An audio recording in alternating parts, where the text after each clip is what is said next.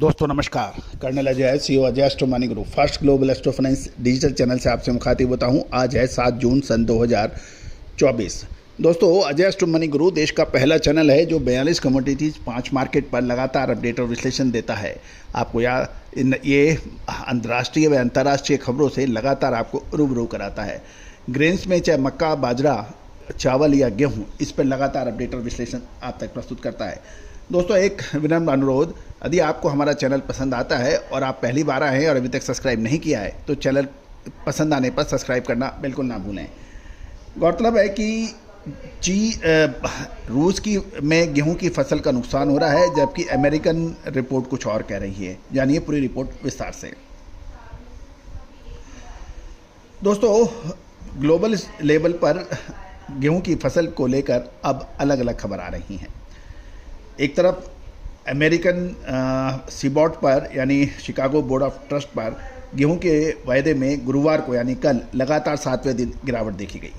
साथ साथ ये भी ध्यान देने वाली बात है कि काला सागर में गेहूं की फसल पर पाले और सूखे से भी नुकसान की खबर मिल रही है, लेकिन अमेरिकन फसल की अच्छी और आशाजनक फसल के मुकाबले अच्छी क्वालिटी की फसल मिलने की उम्मीद है। यानी काला सागर, यूक्रेन और रूस में समस्या है, लेकिन अमेरिका में गेहूं की रिपोर्ट अच्छी है। अमेरिकन कृषि विभाग यानी यूएसडीए ने 30 मई को समाप्त होने वाले सप्ताह के लिए 6,16,900 मैट्रिक टन अमेरिकन नई फसल गेहूं की निर्यात बिक्री की सूचना दी है, जो कि बाजार के अपेक्षाओं से अधिक है।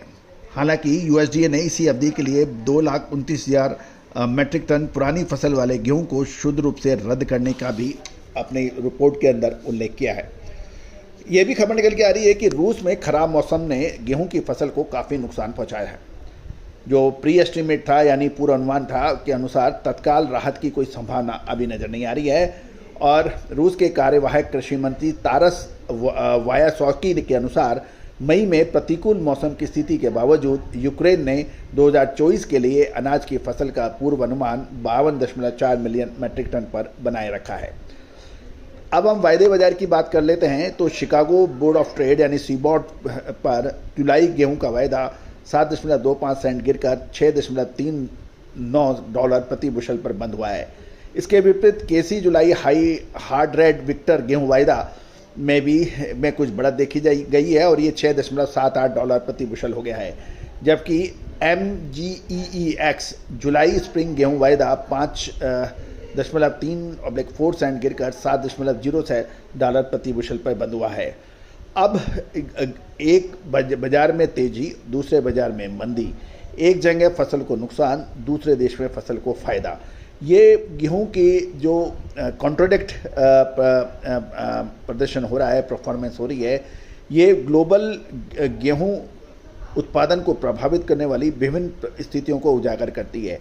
जबकि अमेरिकन फसल सुचारू रूप से चल रही है, अच्छी क्वालिटी वाली फसल का उत्पादन हो रहा है। दूसरी ओर काला सागर क्षेत्र में विशेषकर रूस में कठोर मौसम ने सप्लाई और डिस्टर्बेंस के बारे में चिंता बढ़ा दी है। अब चूंकि बाजार के भागीदारी मौसम के मिजाज और फसल की पैदावार के उनके प्रभाव को निगरानी रखना जरूरी है, इसलिए बाकी गेहूं उत्पादक क्षेत्रों के सामने आने वाली चुनौतियों के मुकाबले अमेरिका में अनुकूल परिस्थितियों को संतुलित करने पर ध्यान अब केंद्रित हो रहा है।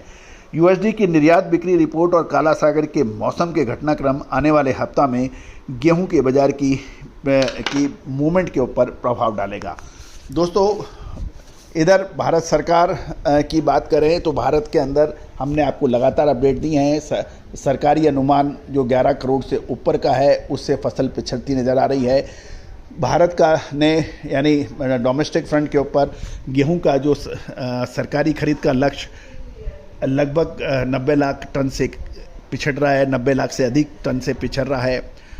अब महत्वपूर्ण यही हो रहा है, दूसरी ओर ओपन मार्केट सेल स्कीम कि जुलाई के बाद ये जारी रहेगी या नहीं रहेगी, इसमें चावल या गेहूं का क्या अनुपात होगा, इसके ऊपर भी असमंजस है। इसके साथ साथ पॉलिटिकल सीन लगभग पूरा हो गया है। सरकार पुरानी परफॉर्मेंस दोहरा नहीं पाई है। गठबंधन की सरकार रहेगी और महत्वपूर्ण फैसले ये नए कृषि मंत्री के और उसकी नीतियों के आधार पर भी फ़र्क पड़ेगा।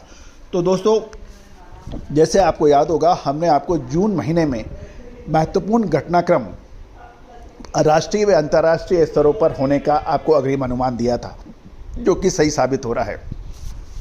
हमने अपने वीकली न्यूज़लेटर के अंदर ये बिल्कुल स्पष्ट रूप से लिखा था कि सत्तारूढ़ पार्टी अपनी पुरानी परफॉर्मेंस नहीं दोहरा पाएगी। दोस्तों, ये एग्जिट पोल के विपरीत जाकर हमने ये लिखने का साहस किया था, जबकि एग्जिट पोल और लगभग सभी बाजार एक तरफा घोषणा कर रहे थे।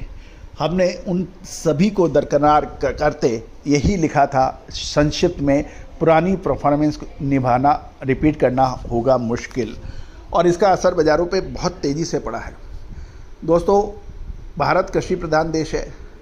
इसमें किसानों की भागीदारी, छोटे और मझोले व्यापारियों की भागीदारी, उपभोक्ताओं की भागीदारी, महंगाई, उत्पादन, अच्छी फसल का मूल्य मिलना, ये सब बहुत महत्वपूर्ण घटक होते हैं जो किसी भी नई सरकार को बनाने या बिगाड़ने में काफ़ी सक्षम होते हैं। दोस्तों, हम राजनीतिक विश्लेषण अब आगे नहीं करेंगे, लेकिन ये ज़रूर कहेंगे कि गेहूं अब एक निर्णायक मोड़ पे आ गया है। अंतर्राष्ट्रीय बाज़ारों में गेहूं की दाम लगातार गिरे हैं पिछले लगभग 6 दिनों से। अमेरिकन रिपोर्ट अच्छी आ रही है, जबकि रूस की रिपोर्ट ख़राब है। भारत के अंदर भी प्रिक्योरमेंट धीमा चल रहा है। अब बड़ी कंपनियां और आटा फ्लोर मिल भी लगातार बाइंग कर रही है। अब गेहूं पर क्या हो सकता है, विशेष रिसर्च रिपोर्ट आप प्राप्त कर सकते हैं मामूली शुल्क अदा करने पर। All the very best, good luck, happy trading.